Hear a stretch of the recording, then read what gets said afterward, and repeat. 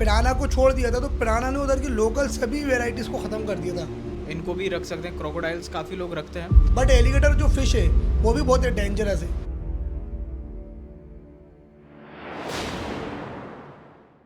आज इस वीडियो में हमारे साथ में है फ़िश एंड फन के ऑनर जौहर हुसैन साहब, और हम यहाँ पर इनके पास में आए हुए हैं। इनकी पूरी शॉप देखी है, जो शायद भोपाल में ही नहीं बल्कि पूरे एमपी में सबसे बड़ी शॉप है किसी भी टाइप के एक्वेटिक पेट्स के लिए। तो आप चाहें तो इसे विज़िट भी कर सकते हैं। अगर आप भोपाल के हैं तो आपके लिए तो बहुत अच्छी बात है।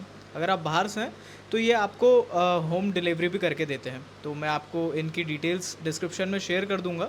एक्वेटिक पेट्स के बारे में जानने से पहले मैं आपसे ये जानना चाहता हूँ, आपने ये जो एक्वेरियम और फिश का बिज़नेस है ये कैसे शुरू किया था और इसमें आपको इंटरेस्ट कैसे आया था? एक्चुअली साहब ये तो हमारे फोर फादर से है बिज़नेस। अच्छा। हमारे ग्रैंड फादर जो थे उन्होंने बिज़नेस स्टार्ट करा था। उन्होंने बॉम्बे से तारापुर वाला से वो ली थी अपनी ट्रेनिंग। उसके बाद इधर भोपाल में मछली घर था जो विधानसभा के सामने, उधर जॉब करते थे। उसके बाद फिर दादाजी के बाद हमारे पापा की जॉब लगी मछली घर में। डैडी मछली घर में ही जॉब करते थे। उसके साथ उन्होंने एक अपना प्राइवेट छोटी सी शॉप खोली थी। फिर उसके बाद मेरे जो एल्डर ब्रदर है उन्होंने बिज़नेस शुरू करा, ज्वाइन करा 2000 से। फिर उसके बाद ये हम लोग स्टेप बाय स्टेप इसको ग्रोथ करते रहे। अच्छा। फिर एक्चुअली मैं तो MBA परसुइंग कर रहा था, तो मेरा इंटरेस्ट तो कम था, बट वो तो बाय जीन्स था, तो फिर आनी था इस बिज़नेस में। एक चीज़ जानना है, जैसे यहाँ पर बहुत सारी मछलियाँ हैं, इनमें सबसे पॉपुलर मछली कौन सी है और मिनिमम प्राइस क्या है मछली का? शुरुआत कहाँ से होती है और कहाँ तक जाती है? सर देखिए, सबसे पॉपुलर फ़िश तो अगर देखी जाएगी तो गोल्ड फिश है, जो आपने अक्सर वीडियोज़ में मूवीज़ में देखा होगा। और अगर वास्तु के हिसाब से आप पॉपुलैरिटी पूछेंगे तो एरोवाना फ़िश होती है, वो भी अपनी अवेलेबल है। और अगर आप पूछ रहे हैं सबसे कम से सबसे ज़्यादा का अमाउंट के वाइज, तो सबसे कम में गप्पीज़ और मोलीज आती हैं और टेट्राज आती हैं। वो 15 रुपये, 10 रुपये, 20 रुपये पीस से स्टार्ट हो जाती है रेंज। अच्छा। लेकिन अगर आप हाई रेंज में जाएंगे तो उसमें कोई वो ही नहीं है, थाव नहीं है। मतलब कुछ वेराइटीज़ हैं मेरे पास एरोवानास की जो 1 लाख रुपए पर पीस है। कुछ दूसरी वेराइटीज़ हैं जो 25,000 30,000 रुपये पर पीस है। कुछ वेराइटीज़ हैं 2-5 हज़ार रुपये पर पीस है। मतलब हाई रेंज का कुछ नहीं कह सकते। हाँ, लो रेंज आपको 15-20 रुपये पर पीस से मिल जाएगी। जैसे आपके पास काफ़ी सारे ऐसे लोग भी आते होंगे जो फर्स्ट टाइम एक्वेटिक पेट्स को लेना चाह रहे हैं, तो उनके लिए किस टाइप की आप फ़िश को सजेस्ट करोगे? और क्या इन फिशेस के साथ में टॉर्टोइज़ या टर्टल को रखा जा सकता है? देखिए, काफ़ी लोग हमारे पास फर्स्ट टाइम जब बिगनर्स आते हैं तो हम उनको गाइड करते हैं। पहले तो आपको पालना कैसे फ़िश को, उसके लिए पानी कैसे यूज़ करना है, मेडिसिन कैसे यूज़ करना है, फूड क्या यूज़ करना है। और सबसे बेसिक जो हम लोग फिशेस देते हैं फर्स्ट टाइम बिगनर्स को, वो हम देते हैं कार्प और शार्क। कार्प और शार्क ऐसी वेराइटी है जिसका मेंटेनेंस कम है और थोड़ा स्टडी फिश होती है, थोड़ी नाजुक कम होती है, तो ईजीली आदमी के पास पल जाती है। और जब वो पल जाती है तो एक उनका कॉन्फिडेंस डेवलप हो जाता है, फिर वो आगे कोई सी भी दूसरी वेराइटीज़ पे जा सकते हैं। बट क्या होता है, अगर रिसेंट नए टैंक में अपन अगर गोल्ड फिश दे दें या कुछ एक्जोटिक फिश दे दें और वो अगर उसको ट्रीट नहीं कर पाए प्रॉपर्ली, तो फिर उनकी मछली मर जाती है, तो उससे एक आदमी का मोरल डाउन हो जाता है, जो अपन वो नहीं चाहते। और दूसरी बात, आपका जो क्वेश्चन था टर्टल या टॉर्टोइज रख सकते हैं क्या फिशेज़ के साथ, तो वो ना रखे तो ज़्यादा बेहतर है। बाकी रखने वाले बहुत सारे लोग रखते हैं, क्योंकि फर्स्ट थिंग टर्टल बैन है अपने इंडियन कॉन्स्टिट्यूशन के हिसाब से। दूसरी बात, जो टर्टल होता है उसकी जो यूरिन होती है वो एसिडिक होती है, तो वो फिशेस को हार्म पहुंचाती है। और टर्टल को रोज़ पार्शियल वाटर चेंज चाहिए, जो फिशेस के लिए हार्मफुल है। अच्छा। तो मतलब वो दोनों को साथ रखना थोड़ा रिस्की है, लेकिन काफ़ी लोग रखते हैं, काफ़ी लोगों के यहाँ चलता भी है।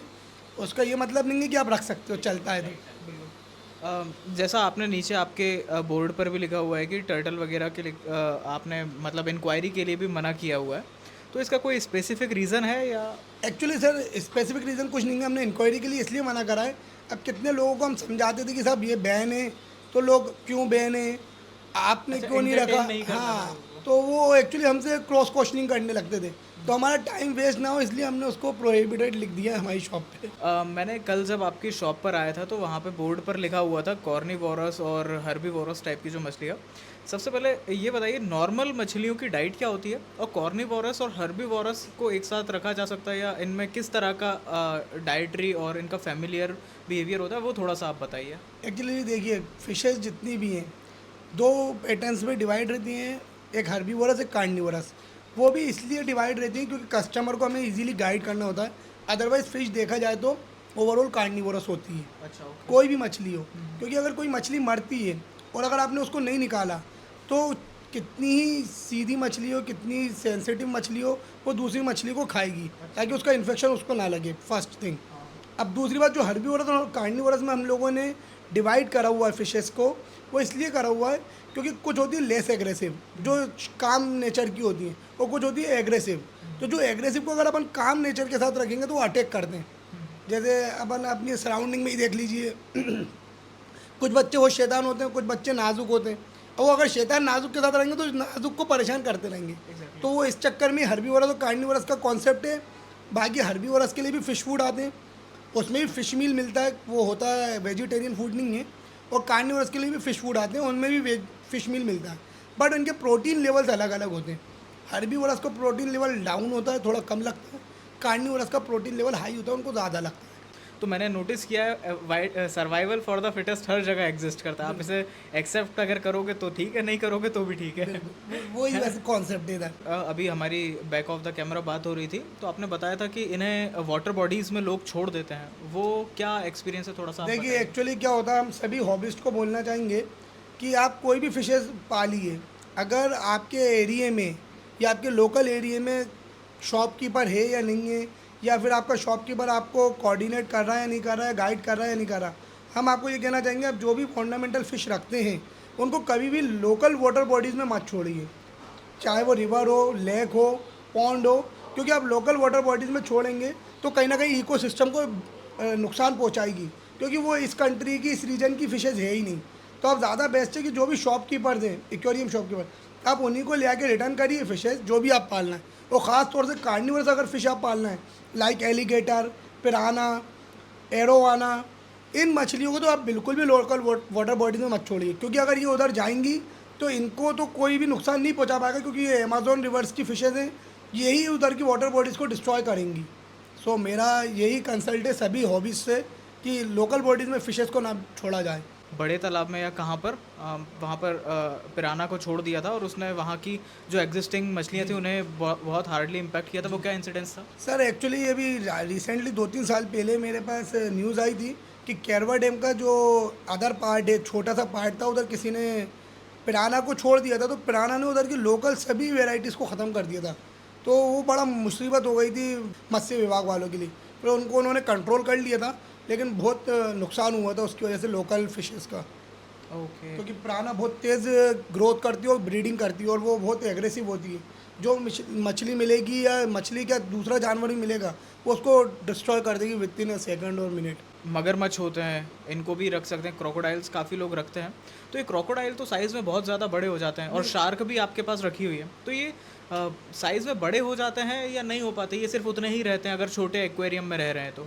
एक्चुअली क्रोकोडाइल हो या आप एलिगेटर नहीं पाल सकते। अच्छा, ये भी नहीं पाल सकते? ये भी पाल नहीं सकते क्योंकि ये एक्चुअली मैमल्स हैं, इनको नेचुरल बॉडी में ही रखा जाता है। इनके रिगार्डिंगली एक एलिगेटर गार्ड फिश आती है, उसकी बात करी थी मैंने कि वो आप लोकल बॉडीज में ना छोड़ें। वो फ़िश है, एक्चुअली इम्पोर्टेड फ़िश होती है, वो पलती है, काफ़ी जगहों से इम्पोर्ट होकर आती है और पूरे ऑल ओवर इंडिया में सर्कुलेट होती है। तो कहीं ना कहीं जो एक्जॉटिक फ़िशेस पालते हैं, जो शौकीन होते हैं हॉबीज़, उनके पास आपको मिल सकती है। तो वो एलिगेटर गार्ड फिश होती है, अच्छा, ना कि एलिगेटर या क्रोकोडाइल होता। तो क्रोकोडाइल एलिगेटर को तो पाल नहीं सकते, उस पर भी बैन है एक्चुअली इंडिया में। और नुकसान का सौदा है। बट एलिगेटर जो फिश है वो भी बहुत डेंजरस है, क्योंकि अगर आपने लोकल वाटर बॉडीज में छोड़ा तो दिक्कत कर सकती है। अभी रिसेंटली बड़े तालाब में एक एलिगेटर गार्ड फिश निकली थी, अराउंड 3 फीट या 3.5 फीट की। तो वो एक शॉकिंग था पूरे भोपाल के लिए। तो ऐसा ना होना चाहिए।